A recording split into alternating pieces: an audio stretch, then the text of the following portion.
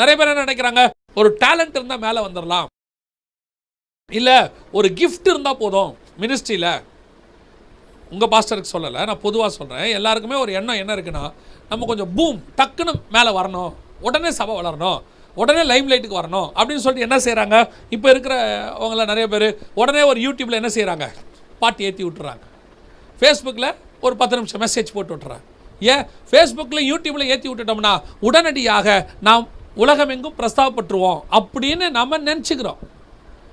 இயேசு காலத்திலேருந்து எனக்கு தெரிஞ்சு பைபிளில் உள்ளது, இயேசு காலத்திலேருந்து நம்ம காலம் வரைக்கும் இந்த மீடியா இவங்க எல்லாம் உங்களை எப்படி ப்ரொபகண்டா பண்ணுறாங்கன்னு எனக்கு தெரியாது. ஆனால் தேவன் நினச்சா மட்டும்தான் நீங்கள் வெளியே போவீங்க. தேவன் மட்டும் நினைக்கலைன்னா நீங்கள் எப்பேற்பட்ட மீடியா பர்சனாக இருந்தாலும் நீங்கள் வெளியே போக முடியாது. ஒரு பெரிய இசை சிடிக்கள் வெளியிடுற நிறுவனம், அந்த நிறுவனத்தில் நான் ஒரு நாள் அந்த நிறுவனத்தினுடைய ஓனர் வந்து என்னுடைய ஃப்ரெண்டு, அவரோட உட்காந்து பேசிகிட்டு இருக்கும்போது அவர் என்கிட்ட ஒரு நிதர்சனமான உண்மையை சொன்னார். அவர் சொன்னார், சார் ஒரு வருஷத்துக்கு நாங்கள் 100 ஆல்பம்ஸ் வெளியிடுறோம், 100 ஆல்பம் 200 ஆல்பம் என்ன செய்கிறோம் வெளியிடுறோம். எல்லாரும் வராங்க, எல்லாரும் என்ன நினச்சிக்கிறாங்கன்னா, இந்த நிறுவனத்தின் வழியாக நம்ம சீடியை போட்டோம்னா என்ன ஆயிடலாம், உடனே ப்ரொபகண்டா எல்லாம், ஏன்னா அவங்க எல்லா இடத்துக்கும் கொண்டு போயிடுவாங்கன்னு. நாங்கள் 100 பேர் 150 ஆல்பம் வெளியிடுறோம், ஆனால் ஜனங்களை ரீச் ஆகிறது ஒருத்தரோ 2 பேரோ, மிஞ்சி போச்சுன்னா 3 பேர். அப்படி சொல்லிட்டு சொன்னார், எங்களால் அல்ல, அந்த 3 பேர் மேலேயும் கர்த்தருடைய கிருபை இருந்தது, அதனால் அந்த 3 பேரும் வெளியே வந்தாங்க. ஒரே நிறுவனம் தான், அவங்க பாரபட்சமாக செயல்படலை, எல்லாருக்கும் ஒரே மாதிரி தான் மார்க்கெட்டிங் பார்த்தாங்க, எல்லா ஷெல்ஃப்லேயும் கொண்டு போய் எல்லாருடைய சீடியும் வச்சாங்க. ஆனால் ஏன் 2 பேர் 3 பேர் ரீச் ஆனாங்கன்னா, அவர்கள் மேல் கர்த்தருடைய கிருபை இருந்தது, ஆகவே ரீச் ஆச்சு. பெரிய நிறுவனங்கிறதுனால அவங்க வெளியிடுற எல்லாமே ரீச் ஆகிடாது. பெரிய கம்பெனியில் நம்ம உட்காந்துருக்குறோன்றதுனால, கூகுளில் வேலை செய்கிறதுனால எல்லாருமே பெரிய ஆகிட முடியாது. கர்த்தர் பார்க்குறாரு, ப்ரொப்பகண்டா ஆகிறது அவர் கையில் தான் இருக்குது, லைம் லைட்டுக்கு வர்றது அவர் கையில் தான் இருக்குது. அப்படி மீறி சுயமாக நீங்களாக வெளியே வந்து நாம் பெருசாகணும். இந்த GMOன்னு சொல்லுவாங்க, ஜெனட்டிக்கலி மாடிஃபைடு ஆர்கன்ஸ்னு ஒன்று இருக்குது. இயற்கையாக வளர்றாமல் இவங்க என்ன பண்ணுவாங்க, அதை செயற்கையாக வளர்ப்பாங்க. ஒரு 8 மாதத்தில் வர வேண்டியதான ஒரு கோழியை 2 மாதத்தில் என்ன செஞ்சுருவாங்க, பெருசாக்கிடுவாங்க. அந்த GMO வரும், சிலர் செய்வாங்க, நாங்கள் நினச்சா யாரை வேணாலும் மேலே கொண்டு வருவோம், நாங்கள் நினச்சா யாரை வேணாலும் கீழே இறக்குவோன்னு சிலர்லாம் இருக்கிறாங்க. சில டிவி சேனல்கள், சில மேகசின்ஸ் இருக்குது, எங்கள் சேனலில் வந்தாலே யார் வந்தாலும் என்ன செஞ்சுருவாங்க, அவங்க ஃபேமஸ் ஆயிடுவாங்கன்னு நினச்சி அவங்க கொண்டு வருவாங்க. ஆனால் வந்த வேகத்திலே காணாமல் போயிடுவாங்க. சுயமாக மேலே வரணும்னு நினைக்கிற அத்தனை பேர் என்ன ஆயிடுவாங்க, வந்த வேகத்தில் காணாமல் போயிடுவாங்க. காரணம், அது கர்த்தரால் கொண்டு வரப்பட்ட உயர்வு அல்ல. கர்த்தர் கொண்டு வருகிற உயர்வு படிப்படியாய் வரும், ஆனால் நிரந்தரமாக இருக்கும். அப்போ ஆண்டவர் என்ன ஒரு இடத்துக்கு வர சொல்லியிருக்கிறாரு, ஒரு மலை உச்சிக்கு என்ன வர சொல்கிறாரு, ஒரு கண்மலை வெடிப்புக்கு என்ன வர சொல்கிறாருன்னா, நீங்கள் அந்த இடத்துக்கு வாங்க. அங்கே வரும்போது கர்த்தர் உங்களுக்கு சொன்ன வாக்குத்தத்தம் 100% ஆம் என்றும் ஆமென் என்றும் நடக்கும். அல்லேலூயா. இப்போ 2வது ஆண்டவர் சொல்கிறாரு, நான் இப்பொழுது என் கையை வைத்து உனக்கு மூடுவேன். எனக்கு ரொம்ப ஆச்சரியம். அவருடைய முன்புறத்துக்கும் பின்புறத்துக்கும் நடுவில் இவருடைய கை இருக்குது. நல்லா புரியுதுங்களா? இவர் கையை வச்சுட்டாரு, கையை வச்சுட்டு கடந்து போகிறாரு, முன்புறம் போயிருச்சு. இப்போ கையை எடுக்கிறாரு, பின்புறம் தெரியுது.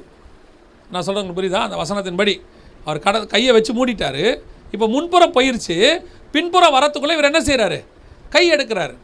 இப்போ இந்த முன்புறத்துக்கும் பின்புறத்துக்கும் நடுவில் ஒரு கேப் இருக்குது, ஒரு சின்ன மறைவு. மோசேக்கு இருண்ட காலம் அதுதான், அது ஒரு இருட்டு, ஒரு மறைவு. இந்த மறைவில் என்ன நடக்குன்னு தெரியாது, அந்த முன்புறம் போனது நமக்கு தெரியாது, பின்புறம் மட்டும் தெரியும். இதுதான் இஸ்ரவேலர்களுக்கு தேவன் தன்னை எரிச்சலுள்ள தேவனாக காட்டினார். நடுவில் ஒரு இருண்ட காலம், அந்த இருண்ட காலத்திற்கு பிறகு பின்புறம் வருகிறது. அந்த பின்புறம் தான் ஆண்டவராக இயேசு கிறிஸ்து இரத்தமும் மாம்சமாகி அவர்கள் கண்களுக்கு முன்பாக வந்தார். இஸ்ரவேல் கண்களுக்கு முன்ன வந்து நிற்கிறார்.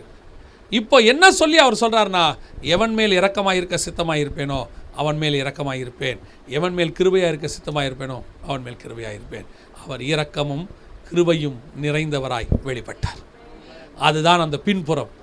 ஆண்டவர் சொல்கிறாரு, இன்றைக்கி இருக்கிற என்ன நீ பார்க்காத, பின்னாடி நான் ஒன்று வருவேன், அந்த மலையில் நில்லு, அந்த மலையில் நீ நிற்கும் போது எனக்கு ஒரு வெளிப்பாடு இருக்குது, அந்த வெளிப்பாடு ஆண்டவராக இயேசு கிறிஸ்துவை நான் வெளிப்படுவேன், அதை நீ பார், சாக மாட்டேன். இப்போ என்னை பார்த்தா செத்து போயிடுவேன், அப்போ நீ பார்த்தீன்னா நித்திய ஜீவனை பெற்றுக்கொள்வேன். இப்போ உங்களுக்கு எனக்கு என்ன தெரியுமா, அவங்க முன்னாடி பார்த்ததை முன்னாடி பார்க்கல, பின்னாடி பார்த்தாங்க. நாம் முன்னாடி பார்க்கல. யாரை பார்க்கல? இயேசுவை பார்க்கல. நான் சொல்கிறது உங்களுக்கு கொஞ்சம் புரிஞ்சுக்கோங்க நல்லா. முன்னாடி போனது எரிச்சல் உள்ள தேவன், அதை அவங்க பார்க்கல, மறைச்சிட்டார். இப்போ பின்னாடி வந்தது இயேசு கிறிஸ்து, கிருபையின் தேவன். அதை தான் இஸ்ரவேல் ஜனங்க கண்கூடாக பார்த்தாங்க. ரத்தம் மாம்சமாக வந்தார், அவங்க பார்த்தாங்க. ஆனால் உங்களுக்கு எனக்கு இப்போ என்ன தெரியுமா பிரச்சனை? அவங்களுக்கு பின்னாடி வந்தவர் தான் நமக்கு முன்னாடி. கிருபையும் இரக்கம் நிறைந்த இயேசு தான் நமக்கு ஃபஸ்ட்டு. நாம் அவரை என்ன செய்யலை, பார்க்கல. ஏன்னா அவர் மாம்சத்தில் வெளிப்பட்ட போது நாம் இல்லை, அது நமக்கு மறைத்த காலம். ஆனால் இப்போ நமக்கு பின்னாடி ஒன்று வருது. எந்த பின்னாடி தெரியுமா? அவங்களால பார்க்க முடியாமல் ஒரு பின்னாடி இருந்துச்சே, அந்த பின்னாடியை பார்ப்பதற்கு கர்த்தர் இப்போ நமக்கு கிருபை தந்திருக்கிறார். என்னங்க சொல்கிறீங்க? இப்போ நம்ம அவரை பார்க்க முடியுமா? இப்போ நம்ம அவரை சந்திக்க முடியுமா? அந்த பிதாவாகிய தேவனை, அந்த எரிச்சல் உள்ள தேவனை, அந்த மகிமையின் தேவனை பார்த்தா செத்துருவோன்னு இருக்குதே, மனிதன் ஒருவரும் ஒரு காலம் கண்டதில்லைன்னு இருக்குதே, இப்போ நம்ம அவரை பார்க்க முடியுமா? முடியும். உங்களால் என்ன முடியும்? வாசிங்க, வெளிப்படுத்தின விசேஷம் 4ஆம் அதிகாரம் 2 வாசிங்க. உடனே ஆவிக்குள்ளானேன், உடனே ஆவிக்குள்ளானேன். அப்பொழுது இதோ வானத்தில் ஒரு சிங்காசனம் வைக்கப்பட்டிருந்தது. அந்த சிங்காசனத்தின் மேல் ஒருவர் வீற்றிருந்தவர் பார்வைக்கு வஜ்ரக்கல்லுக்கும் பதுமராகத்துக்கும் ஒப்பாயிருந்தார். அந்த சிங்காசனத்தை சுற்றி ஒரு வானவில் இருந்தது. இப்ப பாருங்க, எந்த சிங்காசனம்? மோசே பார்க்க முடியாதுன்னு சொன்ன சிங்காசனம் மேலே உட்காந்துருக்குது பிதாவாகிய தேவன். எப்படிங்க சொல்கிறீங்கன்னா, 5ஆம் அதிகாரத்தில் சிங்காசனத்தின் மேல் வீற்றிருக்கிறவருடைய கரத்திலிருந்து ஆட்டுக்குட்டியானவர் புத்தகச் சுருளை வாங்கினார்னு இருக்கு இல்லையா? அப்போ அடிக்கப்பட்ட வண்ணமாக இருக்கிற ஆட்டுக்குட்டி இயேசு கிறிஸ்துனா, சிங்காசனத்தில் உட்காந்துருக்கிறவர் யாரு? இயேசு கிறிஸ்துக்கு முன்னாடி உட்கார்ற ஒரே அதிகாரம் யாருக்கு இருக்கு? பிதாவாகிய தேவனுக்கு தான் இருக்குது. மிச்சம் 24 மூப்பர்களும் முகங்குப்புற விழுந்துருவாங்க கீழே இயேசுக்கு முன்னாடி. இயேசுக்கு முன்னாடி ஒருத்தராலையும் நிற்கவும் முடியாது, எதுவும் செய்ய முடியாது, முகங்குப்புறம் தான் விழணும். ஆனால் சிங்காசனத்தின் மேல் ஒருத்தர் அவருக்கு முன்னாடியே உட்காந்துருக்கிறாருன்னா அவர் யாராக இருக்கணும்? பிதாவாக இருக்கணும். அந்த பிதாவை தான் 4ஆம் அதிகாரத்தில் யார் பார்க்கறது? யோவான் பார்க்குறாரு. 4ஆம் அதிகாரம் 2:3 வானம் திறந்திருக்கிறதையும் சிங்காசனத்தில் ஒருத்தர் உட்கார்ந்திருக்கிறதையும் நான் கண்டேன். இவரை தான் பார்க்க முடியாதுன்னு மோசே சொன்னார். மோசே கிட்ட இந்த பிதாவை பார்க்க முடியாது, நான் குமாரனாக வெளிப்படுவேன் பின்னாடி, வேணா அதை பார்த்துக்கோன்னு சொன்னார். ஆனால் இப்போ நமக்கு சபைக்கு சொல்கிறாரு, நீ மாம்சத்தில் வந்த இயேசுவை பார்க்கல, ஆனால் சர்வ மகிமை பொருந்திய பிதாவை நீ பார்க்க முடியும். எப்போ பார்க்க முடியும் தெரியுமா? கர்த்தருடைய நாளில் நான் ஆவிக்கு உள்ளானேன். இந்த பிதாவை பார்க்கக்கூடியதான ஆவிக்குள்ளாகிற அனுபவத்தின் ஆரம்பம் தான் பெந்தகோஸ்தே எனும் நாள் வந்தபோது பரிசுத்த ஆவியானவர் இறங்கி வந்தது. அவர்களுக்கு கிடைக்காத அந்த மேல் வீட்டின் அனுபவம், பழைய ஏற்பாட்டில் யூதர்களுக்கு கிடைக்காத அனுபவம் உங்களுக்கு எனக்கும் கிடைச்சிருக்குது. அவங்க பார்க்க முடியாத முன்புறத்தை நீங்களும் நானும் பார்க்க போகிறோம். எப்படி பார்க்க போகிறோம்? கர்த்தருடைய நாளில் நீங்களும் நானும் ஆவிக்குள்ளாகிற அனுபவத்துக்கு வரணும். நாம் இன்னுமே அந்த ஸ்பிரிச்சுவல் ஸ்டாண்டர்டை யோசிக்கவே இல்லை, அதை வாஞ்சிக்கவே இல்லை, அதை விரும்பவே இல்லை. இன்னும் நாம் நியாயப்பிரமாணக்காரங்க மாதிரி, புறஜாதியார் மாதிரி, உலகத்தார் மாதிரி, இன்னும் உலகத்தில் பலிக்கு பெருகணும், அப்படி ஆகணும், இப்படி ஆகணும், இதெல்லாம் கர்த்தருக்கு ஒரு பொருட்டே இல்லைங்க. தேவன் உங்களை ஆசீர்வதிக்கணும்னா ஒரு நாள் நைட்டில் சீரியர் பாளையத்தை மொத்தமாக க்ளோஸ் பண்ணி 1 படி வார்கோதுமை 1 பணத்துக்கும் 3 படி வார்கோதுமை 1 பணத்துக்கும் விற்கும்படி கர்த்தர் செய்வார். ஓவர் நைட்டில் பொருளாதாரத்தை மாற்ற கர்த்தரால் முடியும். எக்கானமி அன்றைக்கி மாறிடுச்சு ஓவர் நைட்டில். நாம் என்ன சொல்கிறோம்? கர்த்தர் எப்படி ஆசீர்வதிப்பார்? நான் சொல்வேன், லாக்டவுனில் என்னுடைய மினிஸ்ட்ரியை ஓவர் நைட்டில் கர்த்தர் அப்சைட் டவுனாக மாற்றி எனக்கு கொடுத்துருக்கிறார். Is it possible? எஸ். தேவனால் கூடாத காரியம் ஒன்றுமில்லை. என்னுடைய எதிர்பார்ப்பு எதை நோக்கி இருக்கிறது? உலகத்தை நோக்கி இருக்கிறது. உலகத்தை என்ன ஆசைப்படுறனோ அதை தான் நானும் ஆசைப்பட்டு இருக்கிறேன். அவங்க எப்படி மேலே வரணும்னு நினைக்கிறாங்களோ அதே மாதிரி தான் நானும் மேலே வரணும்னு நினைக்கிறேன். மற்ற ஆவிக்குரியவங்களுக்கு எனக்கு என்ன வித்தியாசம்? அவங்களும் பெரிய 100 கோடியில் சர்ச்சு கட்டணும்னு நினைக்கிறாங்க, நானும் 100 கோடியில் சர்ச்சு கட்டணும்னு நினைக்கிறேன். அவங்களும் 10,000 பேர் என் சபைக்கு வரணுங்கிறாங்க, நானும் 10,000 பேர் வரணுன்றேன். இதுதான் உன்னுடைய எக்ஸ்ட்ரீம் ஆசையா? இதான் விஷனா? இதுக்கு தான் கர்த்தர் நம்மளை கூப்பிட்டாரா? இல்லைங்க. உங்களை என்னை கர்த்தர் கூப்பிட்டது எதுக்கு தெரியுமா? இஸ்ரவேல் ஜனங்களுக்கு மறைத்து வைத்ததும், ஆபிரகாமுக்கு மறைத்து வைத்ததும், ஈசாக்குக்கு மறைத்து வைத்ததும், அவர்கள் காணக்கூடாததும், அவர்கள் ஆசைப்பட்டு பார்க்க முடியாததும் ஆகிய அந்த சர்வ வல்லமையுள்ள தேவனுடைய மகிமையை காணும்படி கர்த்தர் உன்னையும் என்னையும் அழைத்து வைத்திருக்கிறார். இந்த மகிமைக்குள்ள நீ நான் போயிட்டோம்னாலே கீழே எல்லாம் தானா நடக்கும். நீங்க அவருக்குள்ள போயிட்டீங்கன்னா, இப்போ யோசிச்சு பாருங்களேன், அவரையே தந்தவர் மற்ற எல்லாவற்றையும் அந்த இயேசுவையே கொடுத்துட்டாராம். இயேசு வந்துட்டாரா எல்லாமே தானாவே வந்துடும். இயேசு வந்துட்டாலே எல்லாம் தானா வரும்னா, நான் ஆவிக்குள்ள போயிட்டேன்னா எங்கிட்ட இயேசு வந்தாலே எனக்கு எல்லாமே வரும். இப்போ நான் இயேசுக்குள்ளேயே போயிட்டேன், அப்போ என்ன ஆகும்? இதெல்லாம் ஒரு விஷயமே இல்லைங்க. இந்த உலகத்தில் இருக்கிற மேன்மைகள், ஆசீர்வாதங்கள், பட்டங்கள், பதவிகள், வீடு, வாசல், உணவு, இதெல்லாம் ஒரு விஷயமே இல்லைங்க. எல்லாம் பரலோகம் ரொம்ப கேஷுவலாக கொடுத்துட்டு போயிடும். நீங்கள் ஒரு நாள் பரலோகத்தை சோதித்து பார்த்துட்டீங்கன்னு வச்சுங்க, இந்த பக்கம் பல கிலோமீட்டருக்கு காடையும் அந்த பக்கம் பல கிலோமீட்டர் காடையும் கொடுத்து சாப்பிட விடாமல் அடிக்கவும் செஞ்சிடும். பரலோகம் அதையும் செஞ்சிடும். ஆண்டவர் மட்டும் ப்ரூஃப் பண்ணணும்னு நினச்சிட்டாருன்னு வச்சுங்க, ப்ரூஃப் பண்ணிடுவார், அனுபவிக்க விடாமல் பண்ணிடுவார். ஒருத்தன் கேட்டான், வானத்தின் பலகனியை திறந்தா கூட இப்படிலாம் நடக்குமா? ஓவர் நைட்டில் இப்படி நடக்குமான்னு. நடக்கும், நீ பார்ப்ப, ஆனால் சாப்பிட மாட்டேன். ஏன்? உனக்கு நான் ப்ரூஃப் பண்ணிடுவேன், சந்தேகப்பட்டல, உன் கதை முடிஞ்சு. நிறைய பேருக்கு அதான் நடக்குது. இப்போ நாம் இன்றைக்கி எதை எதிர்பார்த்து காத்திருக்கிறோம்?